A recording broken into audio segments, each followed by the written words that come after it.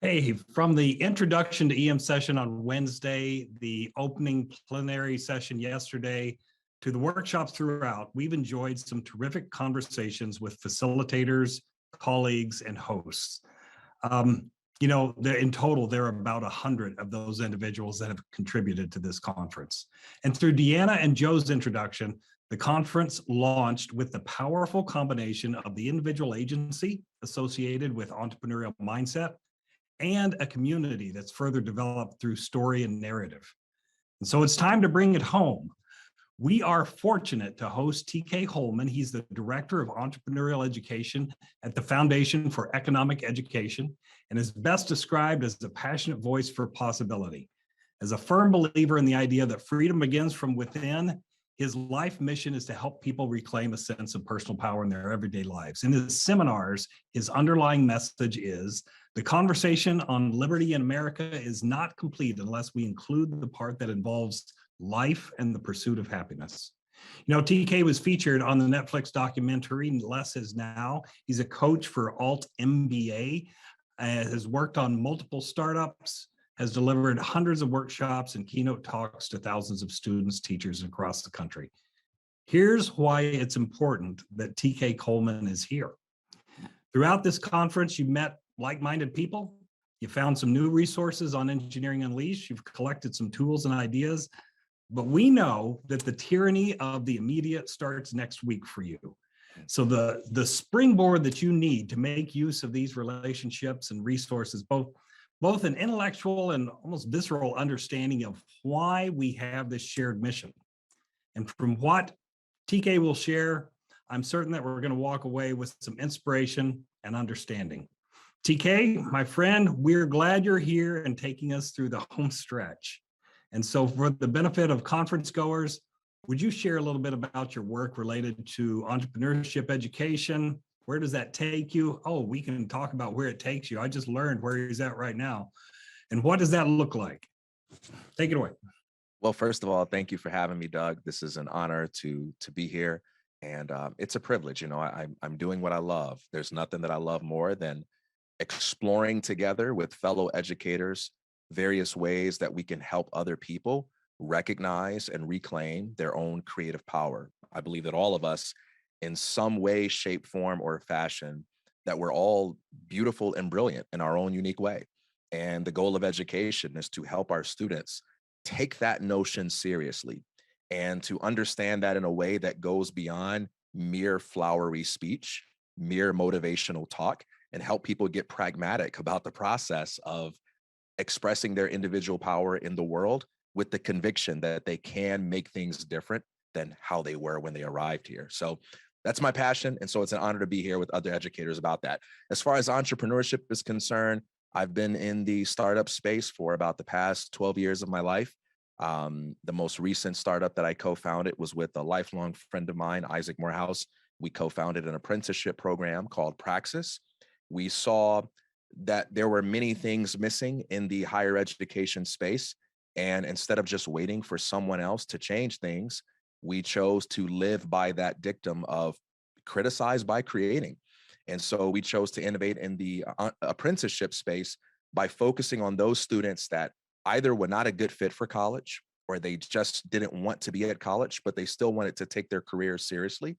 And so we created this entrepreneurial boot camp that focuses on economic thinking, financial literacy, practical skills development. And we've helped over 200 young people after high school launch their careers without a college degree by working in the startup space. And we've done a really great job at that. It's been a lot of fun just seeing how effective people can be at signaling their ability to create value outside of traditional institutions. And we've been able to do that in a way that doesn't require the condemnation of traditional institutions. So we started that about 6.5 years ago.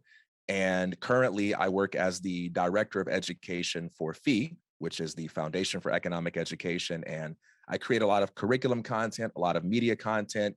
I train other speakers and teachers to go into the classroom and to be able to empower students with the economic way of thinking and with entrepreneurial thinking and help them figure out ways to embody that in their everyday lives. So that's where I'm at right now. That's only 2 ways. You are an easy person to find right now on the internet. Throw up the slides. I want to let's just you can find a few things about TK. He shows up in all sorts of, let's see, blogs, podcasts. He is a voice on Netflix these days. In a tour with the Minimalists, which I'm going to press in a little bit about this dichotomy, or sometimes this apparent kind of this, I don't know, these 2 ideas of minimalism and entrepreneurship. Sometimes people don't put them together. I'm going to press into a little bit of that with you. There's a post for some of that work. And here's one I wanted to pause on. And so this is some of the work that you're tied to with the Foundation for Economic Education, and it is a revolution of one. And that slogan at the bottom caught my eye. I mean, it's really intentional. You want to say something about it? Curious. Yeah, change doesn't begin with politics; it begins with you.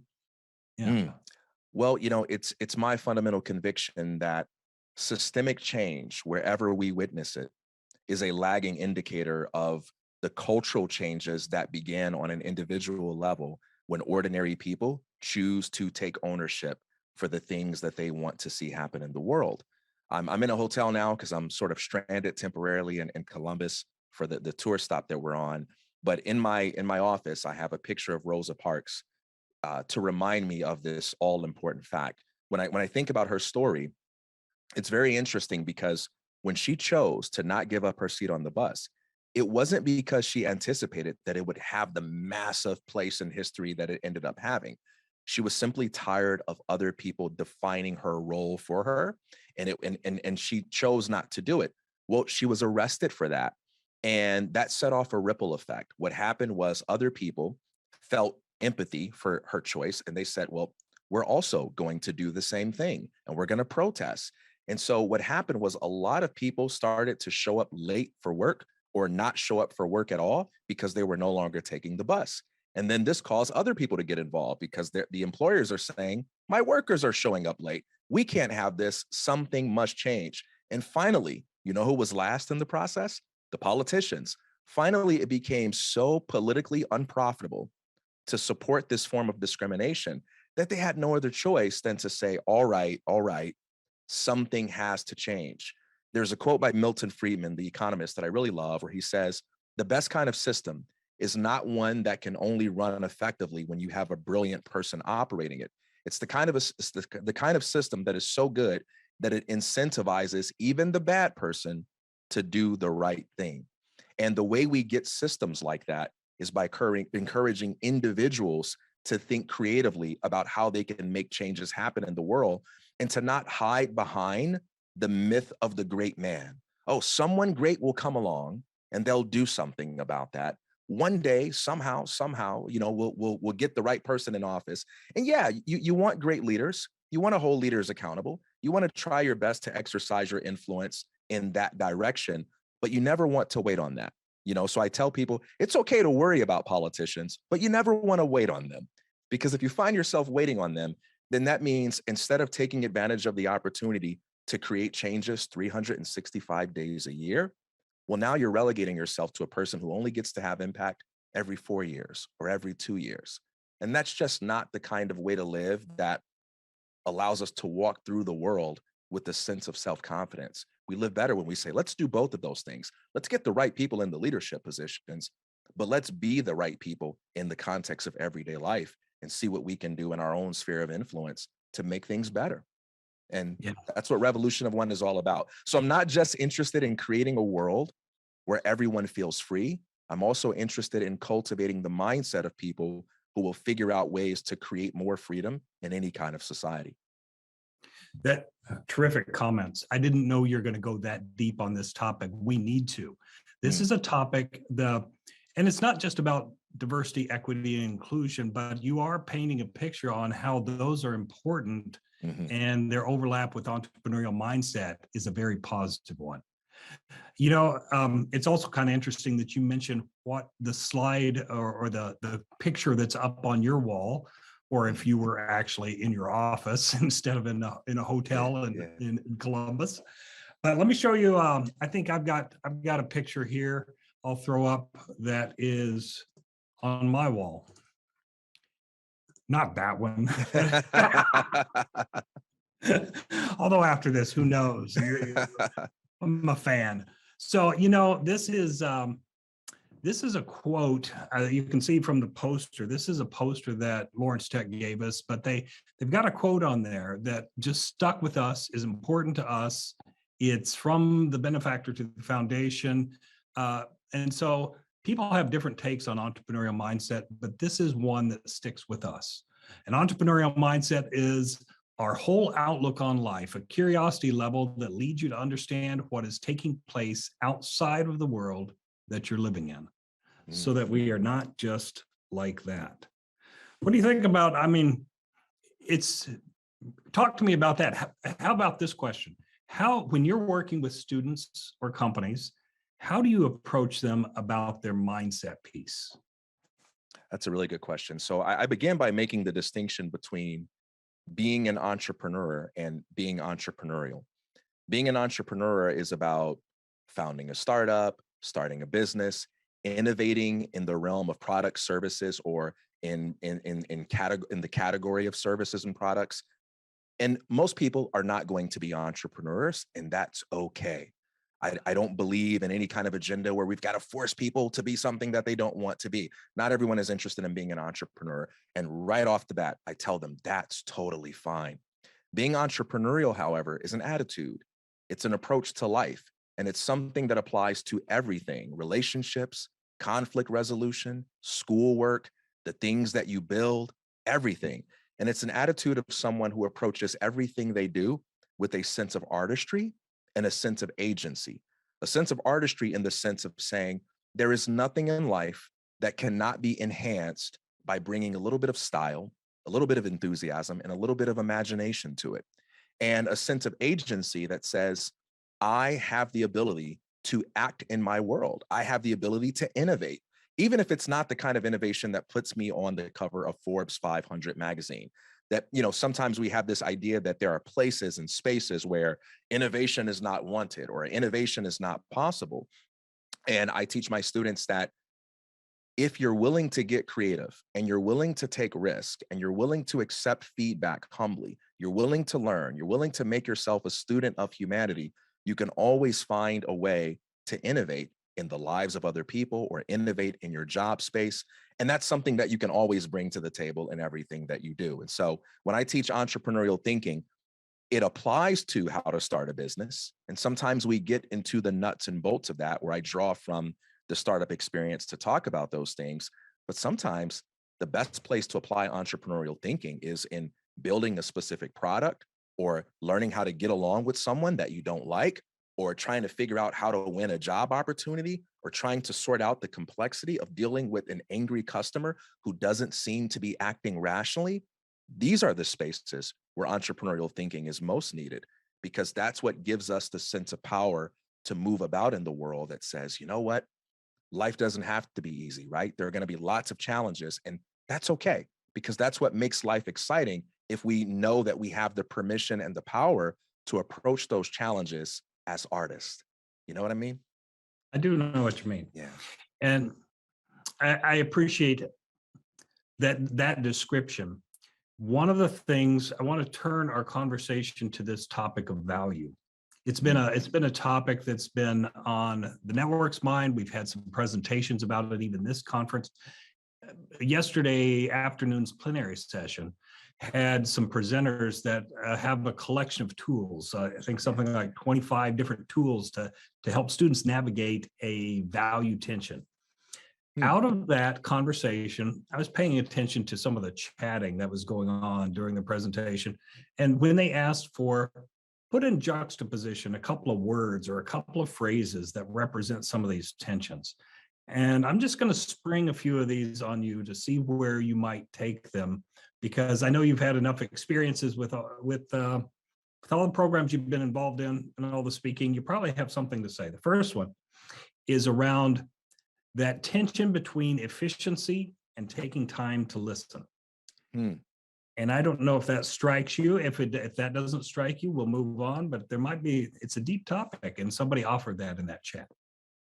Yeah, that's an interesting one because efficiency is really about measuring the ratio between energy and waste, or you can say useful energy and the total energy.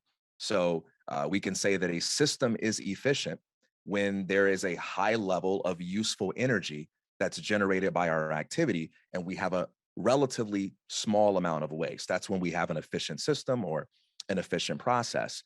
And when I think about that contrast on the other end of the verses, taking the time to listen to people. When we focus a lot on streamlining processes and automating things and trying to increase efficiency, doing things like empathizing with human beings, connecting with them, taking the time to listen, can often feel like a waste of time. Because I think we all know what it feels like to have something important to do. And then there's someone in the room who might be afraid, or they don't quite get it, or maybe they're anxious about something and they have a bunch of questions, or they need a lot of attention. And it just feels like they're holding you back from getting the work done. I think that tension is relieved, that dichotomy is resolved when we understand that efficiency is not a concept that belongs only to impersonal things and inanimate objects and non-psychological processes. Efficiency is something that does involve human beings. And anytime you can take your ideas and you can communicate them to people in a way that sells them on the vision, that makes them feel better about the contributions that they're making, or that makes them feel better about the product that they're buying or the thing that you're designing, you actually have increased efficiency. It reminds me of the days when I used to work in the restaurant, and I'd enter my orders, right? And I was so focused on what I thought was efficiency. I try to enter my orders as quickly as possible, but I would make little mistakes. And those little mistakes would cost about 30 to 45 minutes because someone would have to recook the food. And now the customer's a little annoyed, the customer's a little angry. But I made these mistakes because I was afraid of being inefficient. I didn't want to be the server that's sitting in front of the computer, making all the other servers annoyed at me for how slow and meticulous I was at ringing in those orders. And I actually generated more waste by rushing through the process than I would have by just taking my time, looking like someone who's moving slowly, and getting it right. Because taking 5 minutes to get the order right, even if you think you can do it in 30 seconds, will save you 45 minutes apologizing to your customers, promising them a free dessert, in order to compensate for the mess up, apologizing to the cooks to have them rework the food, and so on. And so efficiency is a very human concept. It's a very social concept.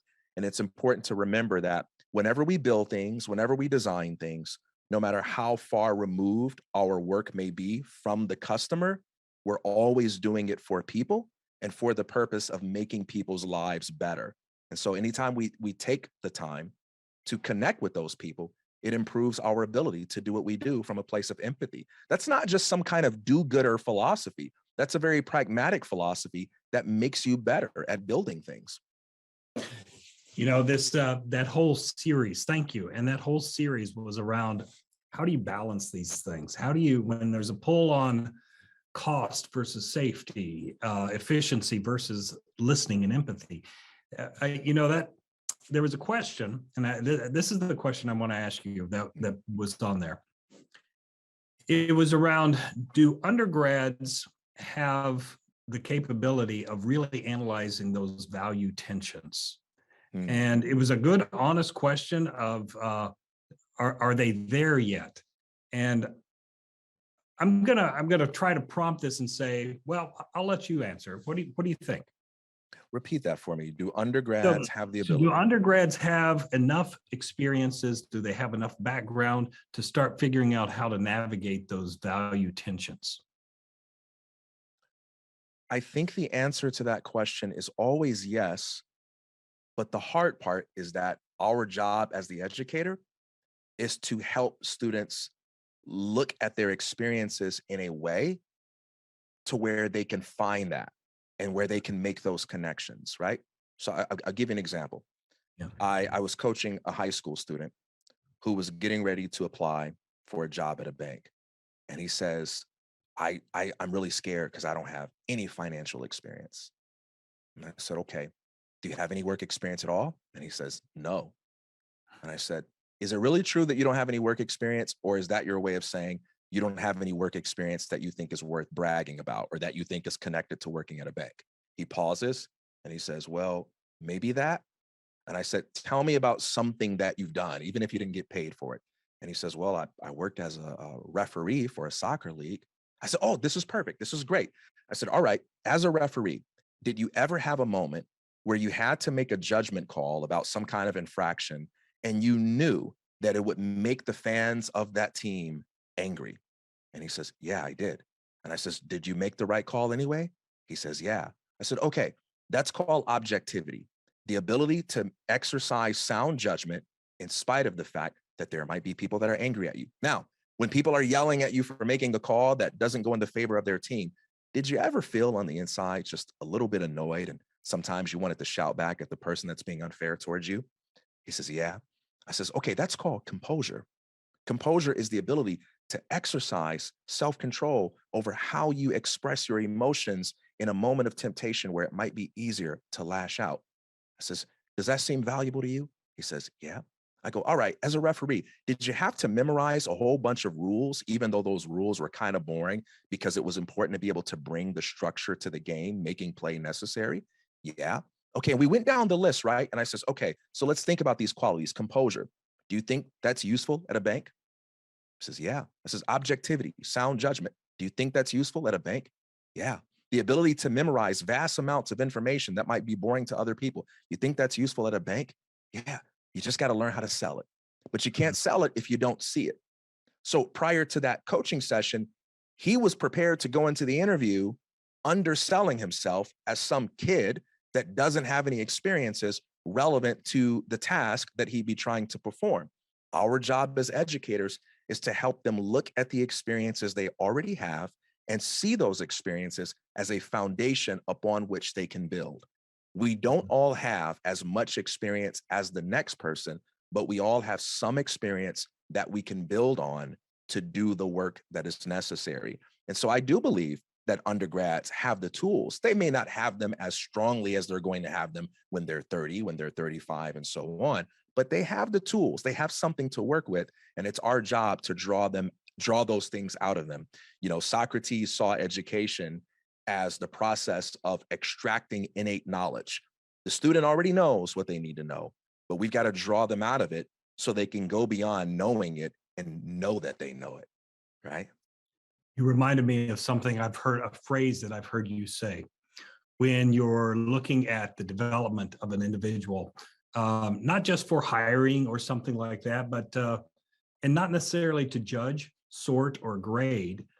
And you described it as forward tilt. What do you mean? Mm. I would define forward tilt as the inclination towards productivity and progress. It is the attribute of a person that doesn't need someone to spell it out for them how they can create value for other people, but they have the ability to look for opportunities to make themselves useful or to make other people's lives better, even in small ways that go beyond what's explicitly stated in the job description. Case in point, let's say you work from 9 to 5, it's 4:55, you start packing up your things, and it's 5 o'clock, you can leave, and you walk past a bunch of other coworkers that are still there, and you say, "See you later, everyone," and you leave. That's permissible. That's a socially acceptable thing to do, and you can build an entire life around that without ever needing to feel guilty for it. On the other hand, suppose you say, you pack up your things, you're getting ready to walk past your coworkers, and you see that they're all looking stressed out, and you say, "Hey, I'm getting ready to go, but does anybody need anything? I've got a couple of minutes. Does anybody need help with anything small?" And maybe they say, "No, we're fine, we're good." Or maybe they say, "Actually, would you be able to send that email for me or just like throw this in the garbage for me," or whatever it may be. That's forward tilt because it's not required of you. You won't get in trouble for not doing it. It's not on the job description, but it's a small little thing that makes someone else's life easier, and it creates a lasting impression in the lives of other people.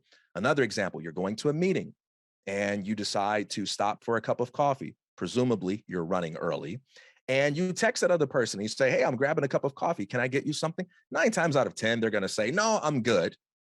But it doesn't matter. They'll remember that you asked. They'll remember that forever. And those kinds of decisions, if you don't do it, you don't need to apologize to anybody about it. But what I tell my students is that whatever greatness is and wherever greatness is to be found, it's always found in a realm that goes beyond what is mandatory. No one ever achieves greatness by saying, is this what's on the test?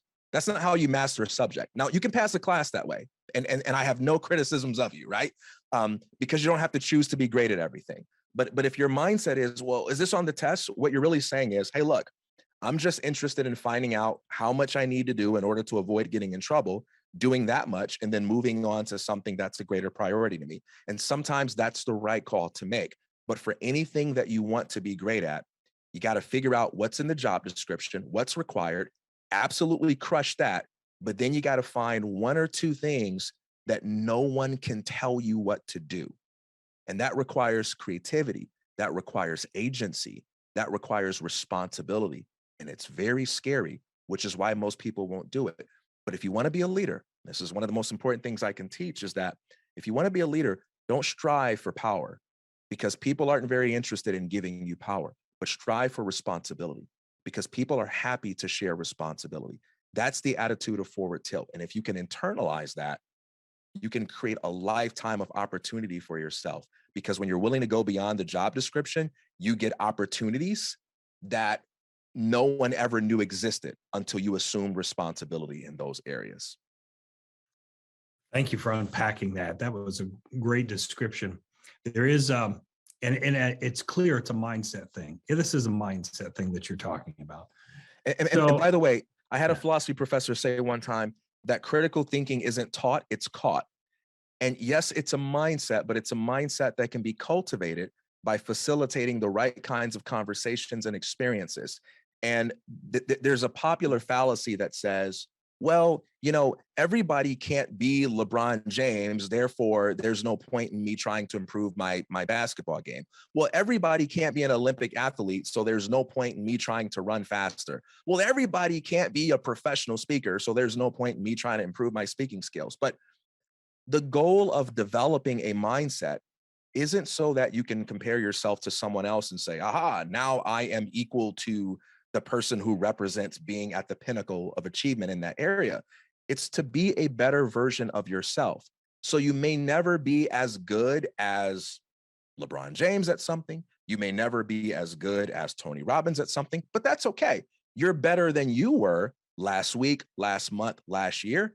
And that little bit of improvement creates more options for you in your life. And so I'm a firm believer that we can all be a little bit more creative than we are now, just by engaging in exercises and activities that bring that potential out of us. And that's our job as educators, to help different people from different backgrounds with different stumbling blocks do the things they need to do to become a little bit funnier, a little bit wiser, a little bit more creative.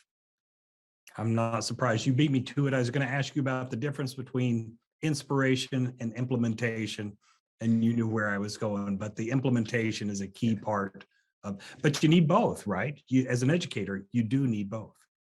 Yeah, really, I think inspiration is all about helping people find the process of implementation to be more plausible. Because here's why people need inspiration. Everybody believes in the possibility of achieving success, as long as we're talking about someone else. Because we've all heard success stories in life, right? I'm from Chicago, so I grew up hearing about Michael Jordan being cut from his high school basketball team and then going on to be arguably the greatest player of all time. So we all have some story like that in our back pocket, and every single one of us believes in success, as long as you're not talking about me. Because once you start talking about my potential, I've got all kinds of hangups, you see, because people who look like me, people who come from the places that I come from, people who have my particular challenges, well, people like us can't be successful. And inspiration is really about trying to figure out a way to help each person see the world in a manner that makes it easier for them to believe that improvement is possible for me. And then getting practical enough so that they can develop a vision of what that first step looks like. So take being healthy, take exercising. Almost everybody kind of feels like, I wish I could be a little bit healthier. I wish I could exercise more. Okay, so why do we all kind of feel that way, but we don't actually do it? Well, because we have an individualized story that makes the process of getting started to feel uniquely difficult for us. Well, I travel a lot, man. I travel more than anybody I know. Or, it's the schedule that my kids have. It's just really tough. Or I've got this, and those problems are real. That's why educators are necessary, right? Because we're not here to make fun of people for having those problems. We're not here to slap a label on it. Oh, you're making excuses and make people feel bad. I don't believe in the kind of motivational speaking that tells people that if you're struggling with something, it's because you don't want it bad enough. It's possible to want something really badly and to still struggle, to feel that sense of contradiction and tension that says, I know I would be a better human being if I lived in this way, and yet it just feels like I can't do it.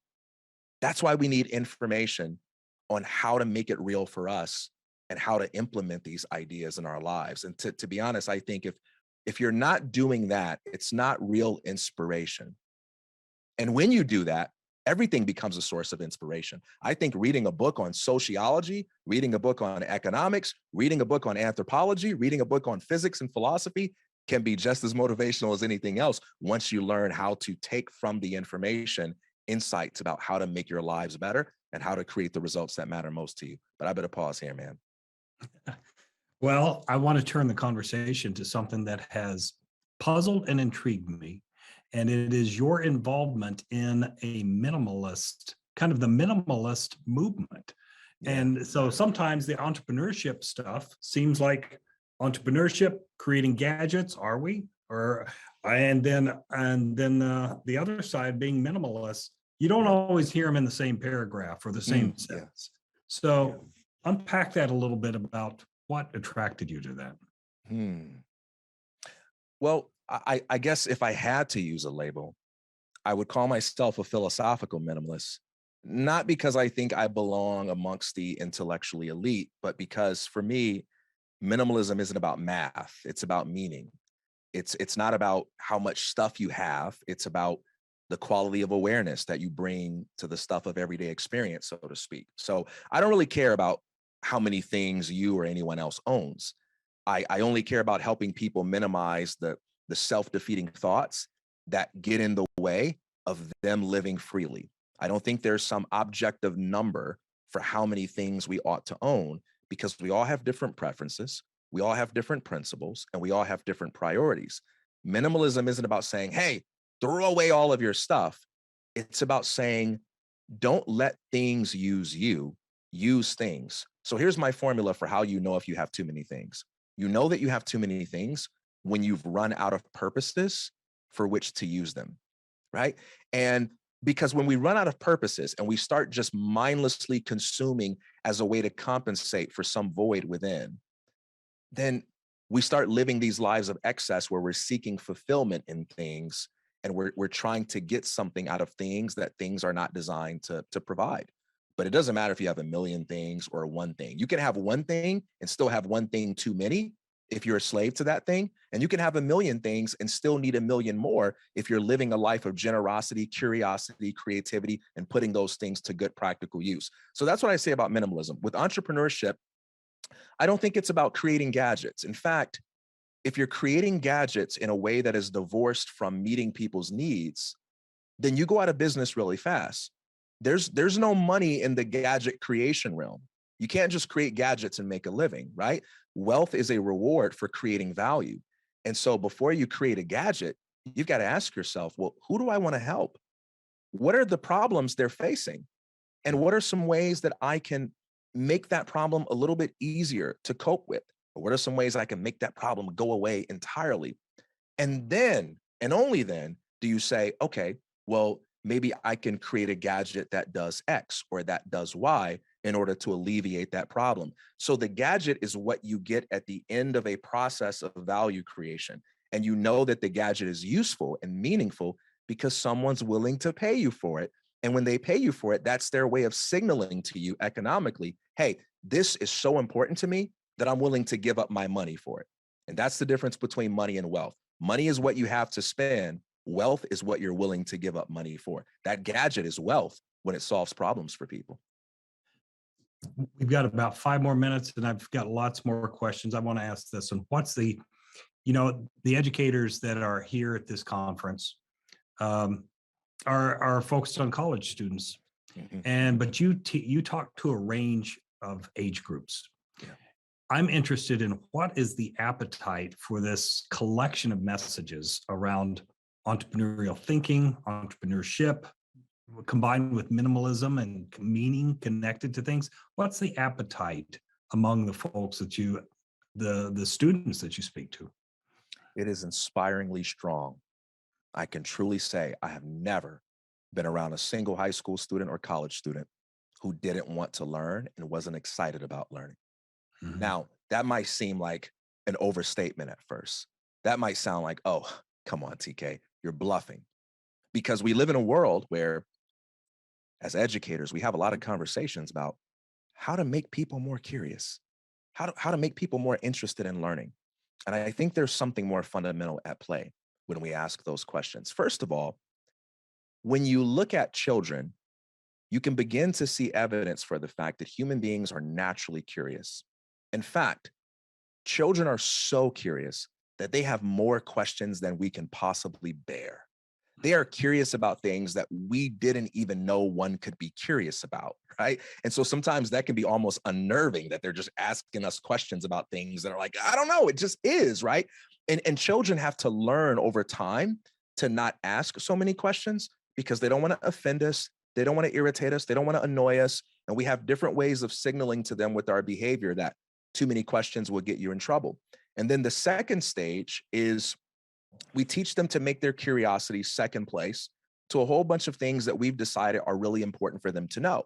And so we say, look, I know that you want to talk about basketball all day, but it's really important for you to learn math. And so what I'm going to do is I'm going to teach you about math, and I'm going to do it in a way that's completely divorced from your interest in basketball, as if the two don't have anything to do with each other. And I'm going to make you study this. And when you're not interested, when you fall asleep while I'm talking to you about it, I'm going to treat that as your problem and not my problem. And here's the real challenge for education. The real challenge is that as educators, if we really believe that what we have to teach our students is important, then that means these ideas are somehow, some way connected to their ability to be successful at creating the results that matter most to them. And so we have to take responsibility for being willing to show that. And what that means is that we can't teach our students until we first become students of the ones that we want to teach. Teaching isn't a right, it's something that we earn. And we earn that by winning their trust. Now, of course, I can use positional authority to make the kids stay in the same classroom, to make them sit down, to make them stop talking, but I can't make them learn from me. I can make them sit still, but I can't make them learn from me.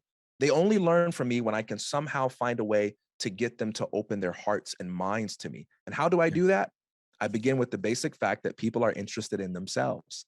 They're interested in their own heartbreak. They're interested in their own struggles. They're interested in their own dreams, no matter how superficial those things are. And whatever it is I need to talk about, if it's math, if it's physics, if it's art, it's my job to show you how these things are connected in some kind of way to that stuff that you're worried about over there. And if I can't do it, you know what? We're not going to talk about it. And then after we end the conversation, I'm going to go work on my ability to get better at doing that. I'm very thankful for a lot of professors I had who would let me come into office hours. And I'm a college student, and I just want to talk about, some argument that I would have with a friend, or I just wanted to talk about, some person that didn't like me, or something that made me feel sad. And my professors never sent me away on account that this has nothing to do with what they taught. They would actually draw from their wisdom and talk to me about the things that I cared about. And that made me more interested in the subject than anything else. And that's what helped me to see that all of these subjects that we teach are relevant to all aspects of life if we take responsibility for the process of seeing the connections. And when we can help our students see those connections, we cultivate a mindset where they fall in love with learning for a lifetime. So when I go talk to students, I start with them, and they're all excited. Sometimes they're slower out of the gate. Sometimes you walk into a classroom and you can see that they might be a little defensive because maybe they're accustomed to something else. Sometimes they might feel like, oh, you're probably just somebody that's going to come in here and go through some kind of rehearsed speech. But once they can see that you're actually interested in them, their hearts open. There's a quote by John Maxwell where he says, people don't care how much you know until they know how much you care. And when you show people that you care, not in some sappy way of saying, hey, I like you, but no, like, hey, what are your goals? What are your struggles? I'm going to listen to you without judgment. And I'm going to use it as a foundation for whatever we talk about today. It works. It's because it's a human thing. Right. I believe that. And I'm going to go out on a limb here. Would you put you on the spot a little bit? Would you consider at some point, say some of our audience says, come and speak to engineering students, come and speak to engineering faculty, because that inspiration piece, that is a critical piece of it. If the right opportunity was there, would you do something like that? 100%. And I'll go ahead and give out my email. Can I do that? We've got a form that, Joe, would you throw that? There's a link that we're going to use. Let's throw that in now into the Whova chat. So there's a link that it's a basic, simple feedback survey. Everything's multiple choice, just takes like a minute to fill out. If you fill out that link and leave your email, then either myself or one of my colleagues from the Foundation for Economic Education will reach out to you. And I love to come into the classroom and talk with your students. And even if for no other reason than to perhaps model some ways that we can help cultivate the entrepreneurial mindset amongst an audience that might struggle with seeing things that way, or even amongst an audience that might dismiss that way as irrelevant. Because our job isn't to just break down the ideas and make them understandable, but also sell the ideas and show them why they're relevant. I love to come into your classroom and do that. So you can just indicate interest on that little survey. And also, my name is TK and my email is just tk@fee.org. You can email me directly as well. TK, what's the final note? You've got a big group. I think that it says 490 attending right now. Big group of educators, most of them engineering educators, are somehow connected to the overall mission of developing an entrepreneurial mindset. What would you want to share with a group of educators? This is it. This is your final words out. Yeah. What we do for a living, although it doesn't always feel like that, is one of the most powerful things in all the world. Every single day, you can turn on the television and you can watch something on the news that will make you afraid for the future of our nation or for the future of the world at large. And yet, the thing that we do, we're literally on the front lines of shaping the minds, shaping the hearts of tomorrow's leaders. That's literally true. And the students that we teach are at an age where we can significantly underestimate our ability to destroy them or build them. The things that we say to them about what's possible, about how much their work matters, will last with them for a lifetime. You know, there are stories about people who say things like, I think about Muhammad Ali, who, you know, had a teacher tell him that he would never be anything. And then when he became heavyweight champion, he went back to that teacher and held up his belt and said, you told me I wouldn't be nothing. Well, now I'm something. Even in that story, you see an example of how, even when we say the wrong things, the things that we say to our students always stick with them for a lifetime. Even if they don't like you, or if they do like you, the things that you say to them will last for a lifetime. That's a tremendous amount of power. And I would just say, I encourage you to not undervalue or not underestimate that opportunity. Every single class, the way you show up, the way you sell your ideas, it's going to shape everything. And that's a really awesome privilege. Thank you all for the honor of being here. I look forward to meeting you more. Feel free to send me an email and I'll be happy to come into your classroom and hang out with the students for a while and talk about some of these things.